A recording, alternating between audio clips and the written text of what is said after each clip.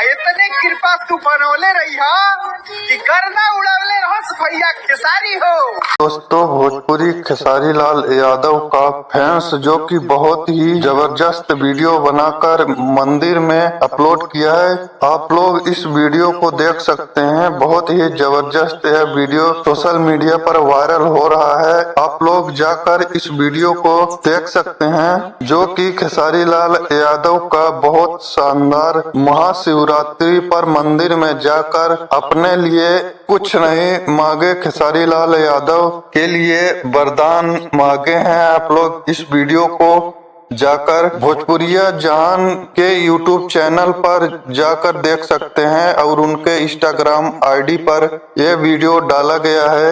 और दोस्तों, जिसने यह वीडियो डाला है उनका नाम है विशाल यादव। आप लोगों ने उनको पहचानते होंगे। अगर आप लोग पहचानते हैं तो कमेंट सेक्शन में जरूर बताएं। वीडियो पसंद आए तो लाइक करते रहें। धन्यवाद।